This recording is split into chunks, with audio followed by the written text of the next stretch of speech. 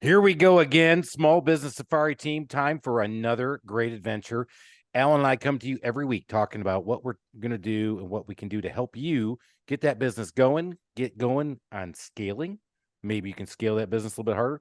Heard from somebody earlier today, believe it or not, saying, Chris, what was the hardest, so from the email bag, what was the hardest time you had scaling your business over the last 15 years?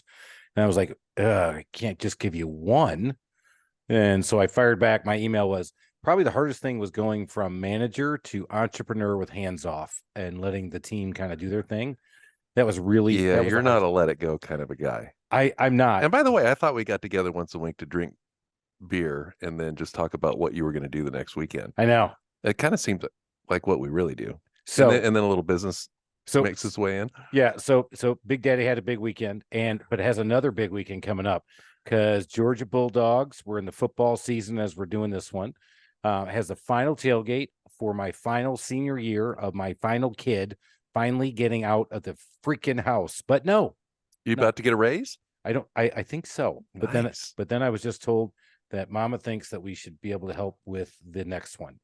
And we're having a debate on that currently in the house. The next kid? No, something you haven't told me. This one wants to go to law school, and she said we should help him. I said, well, I think that's what loans are for. Yeah, but we're having that debate just got fired up because he got his LSAT score. So that'll be another one that you lose, and I'll probably lose that one. So here we go. So where do I win? I win in business. No, I win being here with you. Podcast, Small Business Safari. My hardest time was really going and getting that entrepreneurial, big picture thinking, being able to be out in front of the business a year, 6 months, maybe even 3 months, and not in the day to day. It's really hard. I mean, that was probably the hardest for me, and then to let go and let people make decisions. But that was my hardest time. Let's get to our guest, shall we? Let Brandon Pierpont of Painter Marketing Pros is obviously has been through it, has started it, has pivoted, has gotten into painting, but before he got into painting, he was an auto detailer. So, Brandon, welcome to the show. We want to hear a little bit more about where the hell you're from and how'd you get into business? Appreciate you having me, Chris. So, before we get started on that, I have a podcast as well. And now that I'm looking at you two guys interact and how you run your podcast, I'm rethinking my life decisions. This one seems a whole lot more fun to me. But well, see, we have to make up for the fact we're not as good looking as you, and you've got that full head of hair. I mean, appreciate you making me feel better. You guys are killing me. So my background, it's a bit weird. It was on the finance fast track. So I was doing investment banking, doing private equity, and was going that route. Applied to business school, and then ultimately just wasn't going to continue on that path. Wasn't a good fit for me. So I ended up stopping the applications, didn't follow through with the business school, left private equity, moved to New York, lived on my friend's couch for a while, started teaching the GMAT because I had taken that to go to business school. Fast forward a bunch of years, moved to Latin America for a while, did some stuff, and then wanted to start a company. And the problem with my background was we had done a lot of analysis of companies. Wait a minute. Sorry, did you say you went to Latin America and did some stuff? Did we just gloss over that? We just glossed over that. Yeah, we're just going to move on. Okay. All right. Yeah. Okay. Did some stuff. Yeah, no, we're just moving on. Maybe next time we have him back, we can dig into that. I think we need to have him in studio with a cocktail. That's an episode 2. Okay. Nice. I like it. Oh, I'm so I just want you to know I'm paying attention. So intrigued. That's a tasty little nugget just sitting right there for you. Smile on his face too. You know what's the best? That it's like when you go no, I can't do that one. But when you see a lady on the beach with a bikini, you want to know what's underneath. My head is going so far with what he did in Latin America. It's probably not nearly as bad as what you're imagining. Is that what you're saying? I don't know. It could be really cool. All right, could be. But let's continue on because we've glossed over that. All kinds of movies, TV shows in your head right now. Yeah. Anyways, started out a detail business. Wife got me to do that. She said, you can probably figure out how to wash a car. I said, yeah, I can probably figure that out. So we did that. I figured out pretty quickly that to be a successful entrepreneur, you need to know how to sell a market, which I didn't know how to do either of those things, especially running a commodity business like auto detailing. So I ended up learning how to market, learning how to sell, got pretty into digital marketing. Through that, was able to build it, big enough to make a successful exit. Wasn't anything I was going to retire from, but I was proud of it. And then ended up falling in love with digital marketing. So transitioned to marketing from there. Now that's kind of an arc that a lot of people, well, we all have it. You don't know where you're going to end up, right? And where you're going. So he's fast tracking through the IB world and then on the couch and then in Latin America, which we glossed over. And then we're coming back. And he's dropping these little nuggets like my wife says, well, you could at least wash a car. You could at least wash a car. I'm thinking in my world a little bit dumbass. You could at least wash a car, dumbass. So pretty wild, right? Because the world you were in before, analyzing businesses and B2B, man, you were firmly in the B2C world doing what you were doing and then had to build that out. How big did you build it up to team-wise before you sold it? Not that big. I think we had 6 people at the time of sale. So it was pretty small. I was no longer detailing. I started actually doing the detailing. My wife and I were doing that in the beginning. We did get to the point where we had a couple crews out there doing it. But for me, it was more of an exit, try to recover some costs, try to make some kind of gain from it. But ultimately, I knew at that point I wanted to go into marketing. Nice. Well, I think obviously you kind of build that tool set, the toolbox, putting the skills that you had in there, and then realize that you could take your experiences and make a digital marketing system out of this. Yeah. Yeah, 100%. What was fascinating is I was so naive starting because I had been doing private equity. We had been analyzing businesses, doing M&A, and then going in and getting our hands dirty with operations. So I was in leveraged buyout. So we go in and improve the operations. I thought, man, I really know a lot about business. I should start a business. But what I didn't know is that you have to make sales. And that was where I realized I suck. So when I started, I realized I don't know how to market and I don't know how to sell. It's like the first in the 12-step program. And then it's like, but that doesn't really translate into people wanting to hire our auto detail business. Huge disconnect. Nice. What's the most unusual thing you found in a car? Found guns. We found drugs. I found in one car, and I could say it because it's not tied to anybody in particular, like a male infertility test. I mean, just a lot of stuff you probably don't want random people looking at. Hey, you should probably clean the car. Ask me. What's the craziest thing you found in a car, Chris? Not in a car. In a house? In a house. What? So we went to work in a house, and we had to we were painting a bathroom as part of a handyman punch out list. And this is when I still had the truck, and I had to come over, and one of the things we had to do was some trash out. And so I'm downstairs taking out the stuff in the basement, helping these guys because I'm still back out selling most of the time. And my guy comes out and goes, Chris, you got to come up. You got to see this.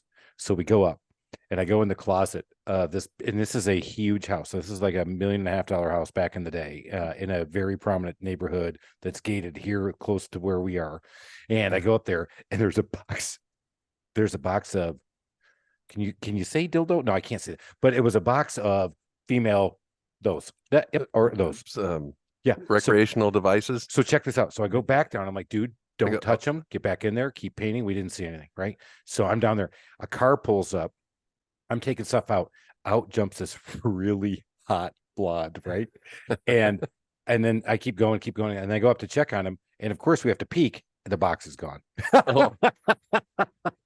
Good thing you left it alone.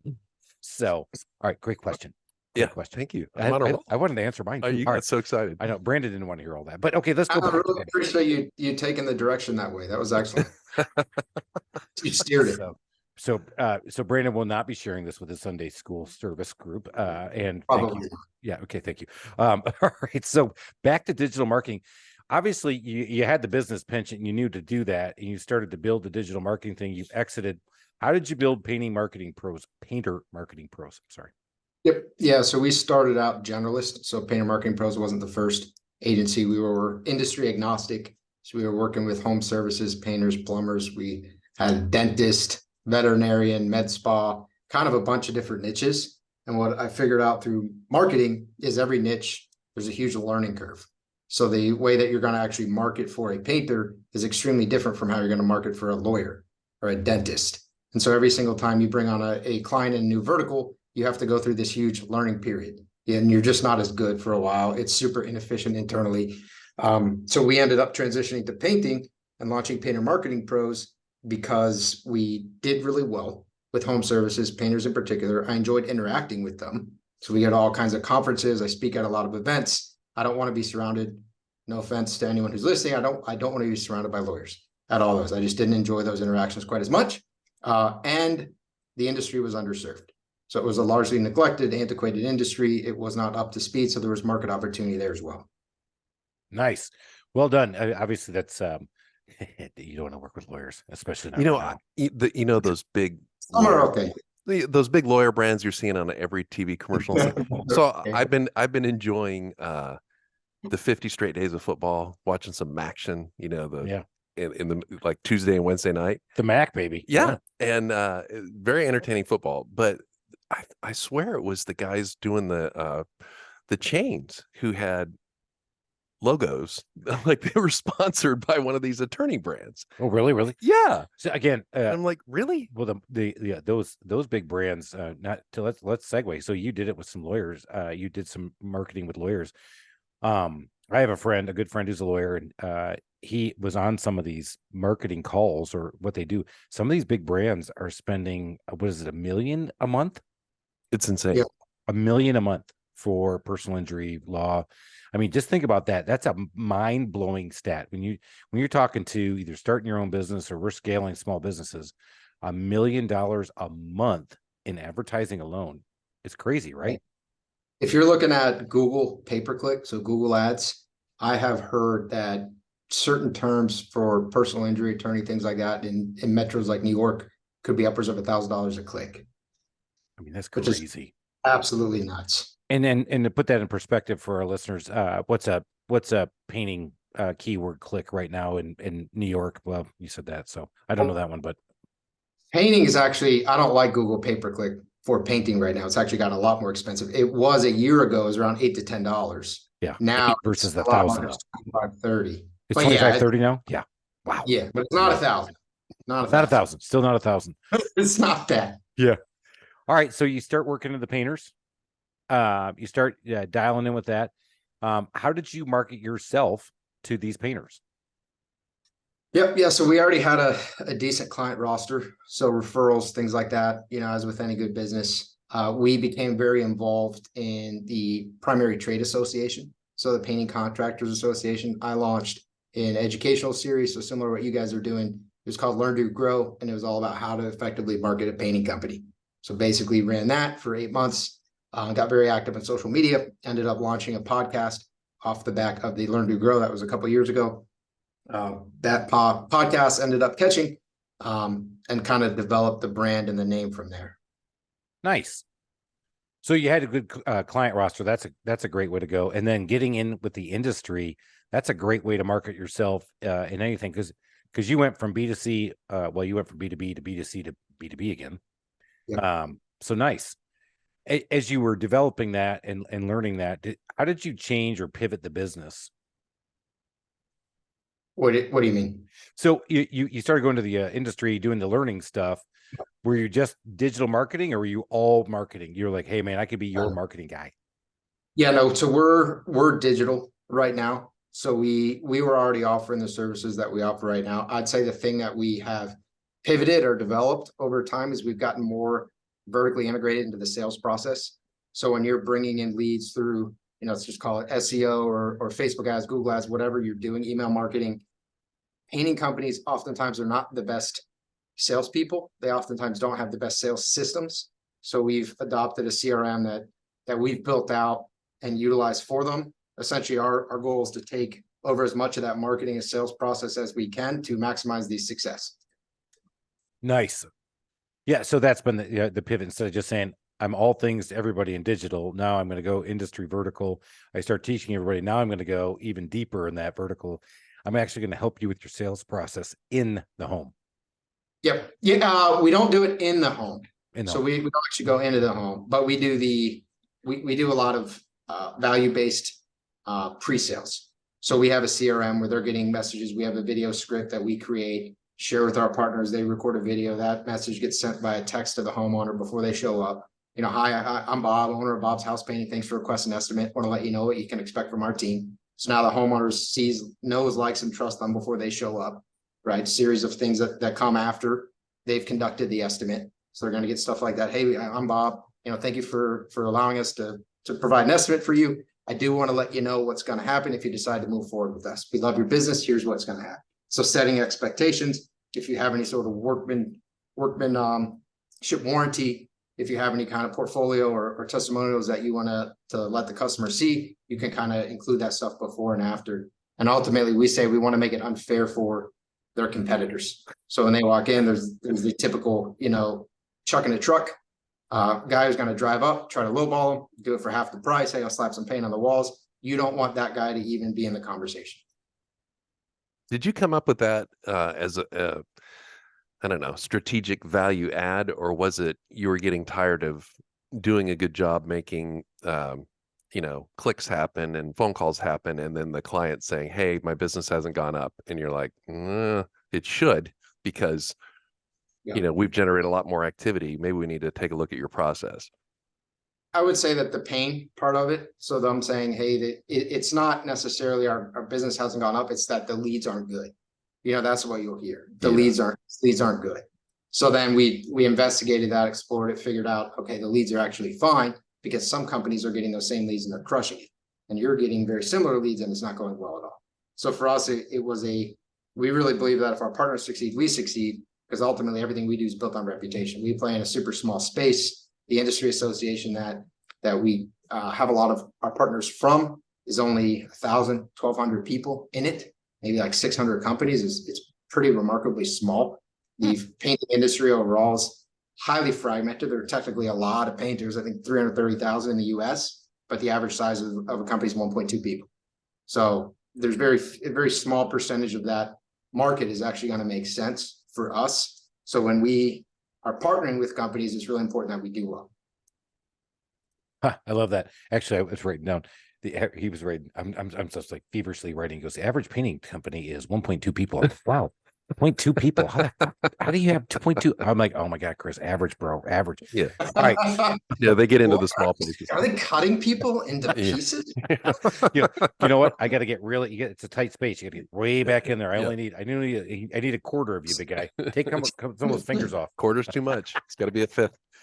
All right, let's talk a little bit about who you serve and what you do. So I think it's always better, I think, for a lot of people to hear a case study. I mean, I do. So you pick up Bob's Painting Company. They're usually 1 to 5 people, maybe has 2 crews. Who are you usually picking up? And then take me through what you're doing with them. Yeah. So our average customer is usually 500,000 to $1 million. That's the typical company that we'll start working with. We've worked with people who are as small as not even starting. So we've worked with a couple of people who had full-time job and they just wanted to start the company on the right foot. So they wanted to start investing into the brand and the SEO and everything before they launched. And then we've built other companies north of 8 figures, right? So they're doing over 10 million. But the typical size, just given the nature of the market, is 500,000 million. That's when people can actually afford to pay. That's when they can kind of get out of that hand to mouth grind that they're in, under $500,000. And then our focus is on getting them to 5 million. We do that through really the long-term build. That's what I'm super passionate about. So SEO, the organic, owning your search engine, just owning the online market. And then the short term, although we usually end up continuing to do it because it works really well, is paid ads. So I view it as kind of a 1-2 punch. You use paid ads because then you're going to get your ROI right away, and you use that to fund your long-term build, which is going to take some time to get you your ROI. All right. So step 1, website build, SEO build, get that, lay the foundation, organic, and then start from there. Yeah, so there are a couple different scenarios. One is someone's pretty small, they need the return right away, right? In that case, we're going to just do paid ads. Say, okay, we're going to start paid ads because you need to see your ROI on every single marketing dollar count day 1. We're going to do the paid ads. We're going to build up to the point where you are not that tight, right? Hey, I can set aside a little bit of money each month to invest into long-term growth of the business. Then we're going to start doing the website and the SEO stuff. So it's kind of backwards from what you just said. Gotcha. That's where I was going. Yeah. Okay. So you're saying, hey, you guys got to make that phone ring right away. You got to get that cash register ringing up. You got to get the sales. Paid ads is going to make that phone ring, right? Correct. Yeah. So for smaller companies, that's usually the play. For other companies, for bigger companies, again, painting is very seasonal too. So it depends on, is this spring, we're going into busy season, is it fall or winter, and all of a sudden we're worried about laying off our painters, where are we at in the season? But for bigger companies, let's say that it is almost coming up on spring, they're probably going to just do the web SEO stuff, because they're going to want to look toward next winter and say, hey, I don't want to be in a bind. I've been in the bind the last few years. Let's go ahead and solve that right now. It's 9 months from now. Let's get ahead of it. So we'll start doing that, but we don't need to do the paid ads because their calendar's already full, right? They're having a hard time actually finding the labor to actually complete all the estimates and the projects that they have. And then there are people who come in and they just want to do it both. They say, hey, I can use more estimates. I need it. I'm not super stressed about our capital. We do have some money in the bank. We're comfortably operating. So let's actually do the paid ads so we can start getting the leads and closing them right away. But at the same time, let's start investing for the long-term future. That's the ideal version.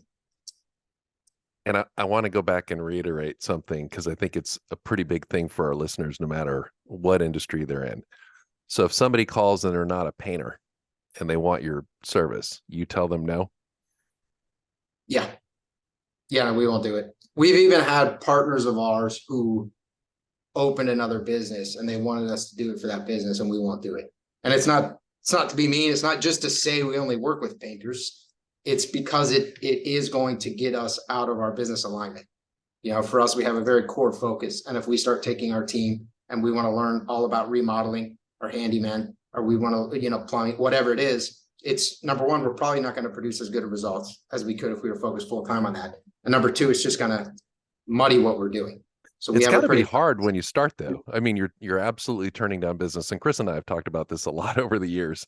And it's like, Chris will tell the story. When he started, he just said yes to anything. Sure.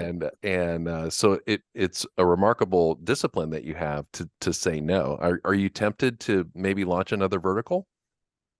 No. So no, when I started, it was industry agnostic. All right, stop. First of all, I applaud his discipline. Yeah, it's amazing. I don't have it, clearly.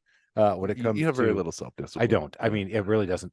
Because I would do anything to anybody at any time when I first started. For money. Well, still, and I still probably will. Back to those. But now it's for fun, though. But now it's for So, but that is a huge gold nugget, because you got to say no. You've got to say no, because time is all you've got, and your market, your niche. You got to say no. And those no's come back. And I actually just got done talking about that with some of my sales guys. Guys, we don't do roofs. We just don't. Well, yeah. But I think, but that's all they wanted. I said, then refer them to the roofer, and let that roofer know that you referred him, because he'll refer you back on all the other stuff we can do, because again, we're a handyman company. We got a lot of stuff we can.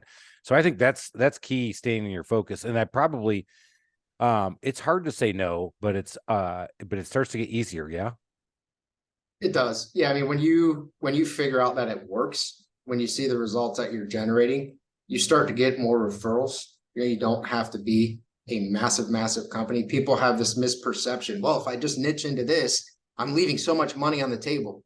The reality is, if you actually look at whatever vertical you're focused on and you actually do the math, and let's say you own 10%, you own 10% of your market, of your applicable market, the company's probably going to be bigger than your wildest dreams. So there's so much depth in markets, and it's very easy. And I see it happen all the time with other marketing agency owners, to look and see another shiny object. Be like, oh, well, I've been working with landscapers, or I try to do X, Y, or Z. I try to do only pay-per-click, but man, I see these Facebook ads guys, or I see, Brandon over here. I think painters is where it's at. I think this method of advertising is where it's at. It takes longer and it's harder than you want it to be, but the opportunity is right where you're focused on. That's not always the case, but 90% of the time it is. No, it's a solid move. All right, let's go back to our case study. So you signed up with Bob's Painting and say, Bob, we're going to go paid ads. Bob says, no, I don't believe you. But he signed up with me, Bob. So, I don't want to do it. Bob, shut the hell up. Bob, we're doing paid ads. All right. All right. How long do you give Bob before you come back and Bob says, hey, Brandon, it's not working. And you're like, well, Bob, let's go back and look at the stats. And so how do you take him through what success looks like, and how long does it take? Yeah, success with paid ads should be pretty instantaneous. So for us, we have a dual onboarding process, basically 2 onboarding steps. Step 1 is the more standard onboarding. It's a little bit more in depth. What services do you like? What are your territories? What's your goal for your business? Where are you going? We need to understand it really well, right? Step 2 is actually the CRM onboarding. So that's where we use our CRM because that's where the leads are going to go. If you don't understand how to operate the CRM or what's happening or the messaging that's going out, then none of those leads are going to convert. You're going to be super confused and you're going to be wasting ad spend. That whole process depends on the partner. It's usually about 2 weeks. After that, we launch and those ads start coming in within 1 day. So for us, it's pretty fast. There is no, hey, Bob, let's go back and look at the stats, because we're already looking at the stats. We use a live reporting dashboard. Bob can access that reporting dashboard 24/7. He has a login. He also gets monthly reports. And then we have a dedicated partner advocate looking at it as well. So if there's a problem, we already know about it. Stop. I'm just still so enamored with how niche this is.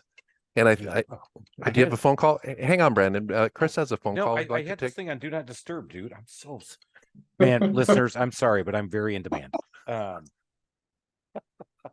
So, my Do Not Disturb is flipping on, bro. I don't know how he broke through. He broke through by seal. Somebody really wanted to talk. He just entered my inner sanctum.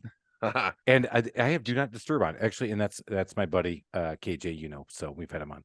All right, I'm sorry, I'll kill it again. Well, okay, but the power of this niche is, I mean, you think about it, it makes it so much easier to sell a prospective client, because when they say, well, give me an example of, and you've got 1 million and they're in their exact space, as opposed to, well, we had this dog groomer that we, so you've got that in. And then if they start complaining about their results, it's a lot easier to diagnose, or it's a lot easier to say, as Chris would say, shut the hell up, Bob. I'm sure you don't do that, but much more professional. Thank you. Yeah. But, you can help them see based on all this data that you have in exactly their space. I mean, it's just brilliant. I love it. Marketing is very complicated. That was a lot of ass kissing. No, but Brandon's doing a great job. Hey, I like Alan. I like Alan. We're getting along really well. Right. Yeah. You're gonna come Chris, up. You're okay too. You're gonna come up and you can play Alan's golf course when you come up there. Fine. Yeah. No, marketing is not an easy game. There are a lot of people trying to play the game. Ultimately, you're trying to manipulate algorithms. That's the whole thing. Even when you're running, ads on Facebook or Google, you're trying to be better at manipulating the algorithm so that you have a lower cost per lead than the next guy. That's how you become a good marketer, right? And then you get the quality of the lead again, but it's all, how do you actually position it? How do you actually manipulate the algorithm? And there are a lot of smart people who are marketing. So the more that you can understand your business, the deeper understanding you have, the easier it is to actually perform well. All right, so Bob's a believer because he's working with you, because you're very positive and you're very focused, and you didn't tell him to shut the hell up because he's already fired me. So, all right, so I had a talk with Bob. Yeah, but Bob, you need to talk with Brandon. All right, so what is month 3, month 5? What's the next step? So you got his website. What's the next thing they start doing? Yep. So for us, the SEO stuff's typically going to kick in. I mean, it's a wide variance, somewhere between 6 and 12 months for us. It might be 12 months if it's a brand new company. They don't have a domain. They don't have any authority whatsoever on Google. That's a harder thing. If they're out in the boonies, in some rural area, it's not going to be that difficult. If they're in Metro New York, it's going to be super difficult. If they are, if they've been doing SEO, have they hired another company and they just weren't getting done? Well, at least they have some activity, right? So every situation is going to be different when they come in, but that's the longer term approach. It's the long tail win, but it's the big win, because once you start getting those leads, you're not having to pay on a per lead basis. The paid ads, again, that fluctuates. So we are always targeting, which we succeed at about 80% of the time. We're targeting a cost per lead of under $50 a lead when we do paid social. Now, right now, we're coming into a time where that's a little bit more difficult because Facebook ads works on an auction process. We're going into winter, fall, winter. That's when all the painters who don't really have their act together think, oh boy, I'm about to lay off painters like I do every single year. I'm so surprised. I should start advertising. So then they go on because they haven't laid the foundation of the website and the SEO, and they don't own any space really digitally. So they start paying, and now Facebook has more and more supply, right, for a reduced demand, because now the exteriors aren't really being done. So it's just interiors and cabinets. So the cost per 1,000 impressions goes up. So now your cost per lead goes up. So it's seasonal as well. But ultimately, I'm a big proponent of owning your space digitally, owning your market digitally. So I know you're humping the digital stuff. Is there any print that you guys would advertise or talk to them about doing? Advocate, I should say, not advertise. Yeah. So the print may be in the arsenal It's in the pipeline. So for us, there's so much to do and perfect and just make sure that we knock it out of the park. We don't take things on halfway. I think direct mail, I think there's power in it, 100%, but most people stop it too soon. So I am friends with someone who runs a company called TraceFix. They do direct mail for contractors, and he gave me kind of a whole crash course on it for an hour of how to do it. And we've experimented with some stuff together. I know you should be sending them every 6 weeks. I know there are all these different options you can select in terms of how targeted or untargeted it is by home. I know that there's certain minimum sizes you need to meet, and you should be doing it for at least 6 months. So whatever opportunity you present, you focus on, you should be doing it at least 6 months. What people do, and it's kind of what they do in life, is they'll do it 1 or 2 or 3 rounds. They don't get a return. They think, oh, that was a waste of money. Direct mail is expensive. So it is expensive, and you have to throw a lot of money at it for a long time before you start to see the return. I am very, I'm big on the digital. I'm also big on the omnipresence. So I think if you're doing direct mail, if you're showing up in ads for those people, if they're seeing you anytime they search on the website, if they see your truck driving around, if they see your yard sign, if they do, you do like a 5 round or 15 around. So you're hitting, when you go paint the house or give an estimate, you're hitting all the surrounding houses with door hangers. That's super big because of brand awareness. All those touch points encourages trust. Is it 5 around or 15 around as simple as hang 5 door knocks or 15? Each direction. Yeah. Okay. All right. Yeah. So you would go out and just kind of pepper the neighborhood. Yeah, and that's ground and pound stuff. I mean, that is that's why I asked the question. Direct mail, it's a hard game. But the digital presence is there. And then if you're there and you got the marked trucks and you're dropping the flyers and you're doing it over and over. I just got done saying this again as we were opening up our Athens market with our second truck. 1 truck looks like 1, 2 looks like 4, 3 looks like 9. It's exponential. And when you're out there, and when you're dropping the door hangers when you're out there, then they see the digital ad, then they get the magic 7 touch points or whatever they call it now. And you get that call. And back to I love what you said earlier on, which the video first is know, like, and trust you before you show up. That just helps you annihilate the competition. Yeah, you're trying to suck up now. Well, that was more of a sucker. But no, I like that. But I'm moving up. Yeah. All right. Thank you. I just want you to come play golf at my place. So what are some new trends in digital? I mean, I'm a little out of the loop with that, and it seemed like it was changing every 6 months or 6 days. I mean, what's going on now? It's always changing. So we're always experimenting with things. We got really big into TikTok ads for a little bit. Not the best approach for painting companies. Painters, you have to get people who are a little bit older, a little bit wealthier. Like, that's who we're targeting. We're not targeting the young people. They don't have that much money. They don't care that much about the quality of their paint job.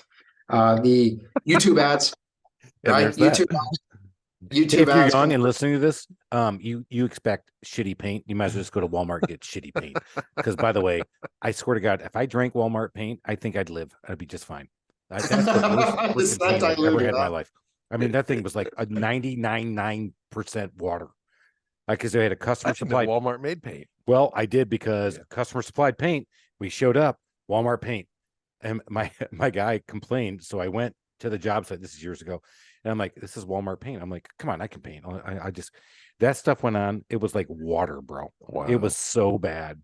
But I don't even know if they make it anymore. But, but so if you're young and you don't like paint jobs, so you get to be old soon, like us, and then you can appreciate a good paint job. All right, back to Brandon. And you have the money to pay for that paint job. And I want your money. So no TikTok like Chris is doing. I mean, he's wearing hula skirts and everything, and no. Yeah, I mean, we don't do TikTok, right? But if you are focused on TikTok and you become a TikTok guy in your local market, you can probably knock it out of the park. We just have to choose the things that work kind of across the board. I think the thing with marketing is people think, well, X, Y, or Z channel doesn't work, but it might work if you commit to it and you make it your channel. For us, we have just found Meta. So Facebook and Instagram tends to have our audience in a larger percentage than, say, TikTok does. And then if you think about the companies that we're working with, we're not asking them to make super entertaining videos that we hope will go viral on TikTok, right? So we're going to have to make ads that are a little bit more static or traditional. It's just not going to perform quite as well. So you're not doing hula skirts? No, Oh, no, there all are probably a couple that we could ask, but that, overall, that one really hit though. No, I'm just kidding. I didn't have Yeah, that. Chris's highest hits are when his shirt comes off for some reason. That's true though. That's a different story. Yep. That's because I thought during COVID, during COVID, I took a picture in the mountains with my shirt off, and somebody said, "Oh my God, he's the shirtless guy. You always gotta have your shirt off." I said, "Well, I heard that shirts give you COVID." Back when nobody knew where I was coming from, right? So it went on for like a year. I didn't realize that was a real thing. It's funny. Yeah. So You were totally making that up, Al. No, it was real. I'm a straight man.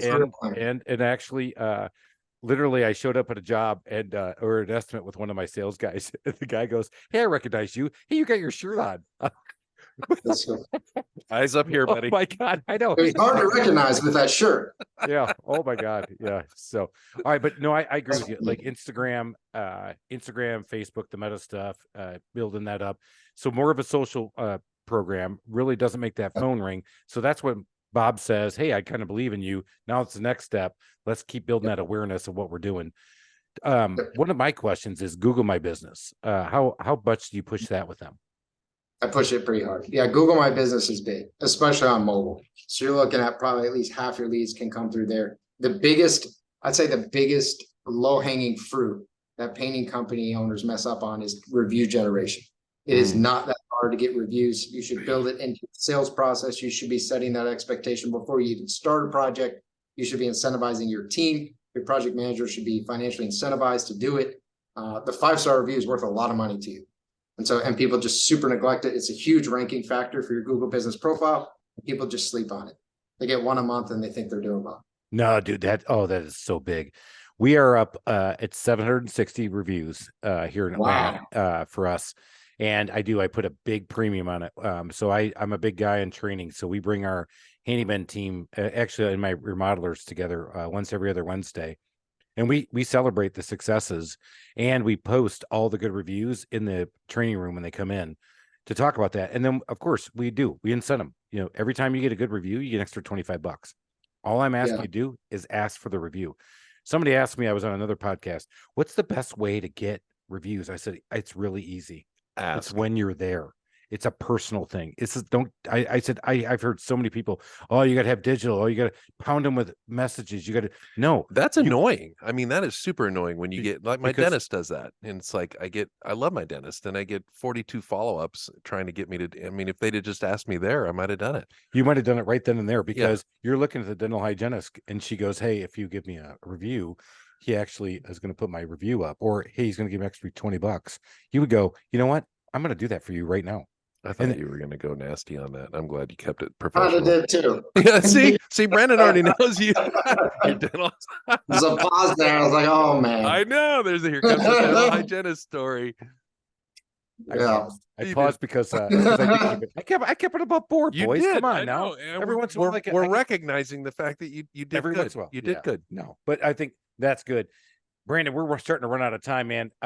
Give us some other great topics or nuggets you want to give everybody before we let you go, and we got to yeah, no, for sure, man. Well, I think the biggest point would be to just start. So even though I did an auto detail business, I had tried to do a software business, I had thought about 1,000 other businesses, right? And that's where the comment of my wife said, well, can you figure out how to wash a car?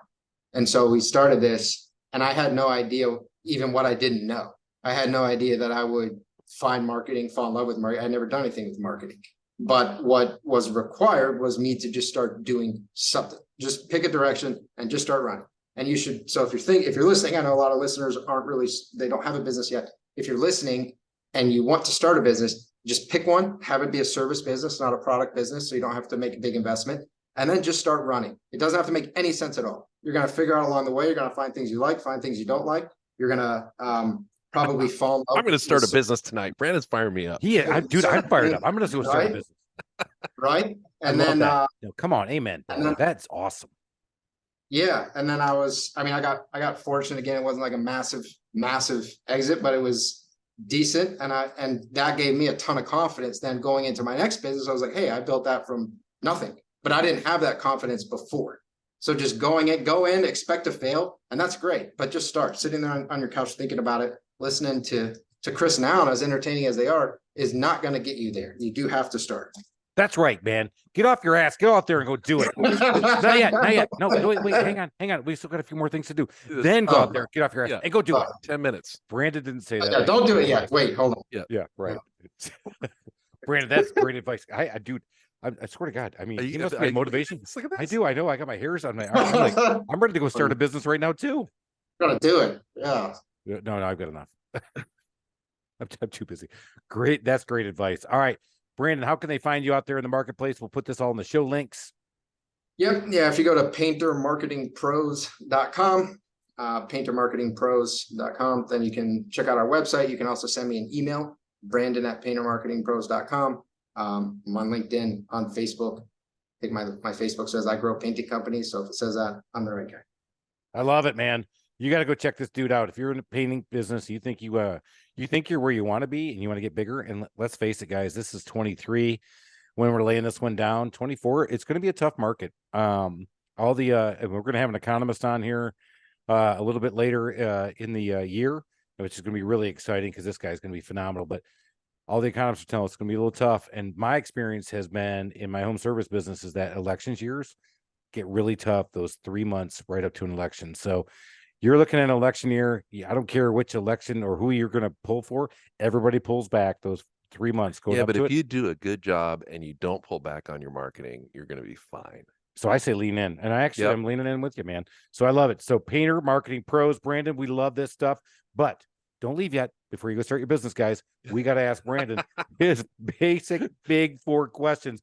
Brandon, what's a great book that you would refer to our customer, our listenership?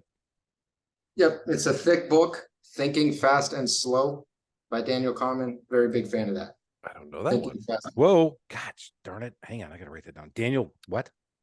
Daniel Kahneman, Kahneman. Nice. Thinking Fast and Slow. What's the gist of it? Yep. Just as that we have 2 different brains, essentially, the reptilian brain or system 1, and then system 2, which is more deliberate and thoughtful. We oftentimes make emotional decisions with system 1, and then we rationalize them with system 2. I think a lot of people kind of know that. This is a 350-page psychological study that really dives into it, how it affects your life, and how you can essentially make better choices. Wow.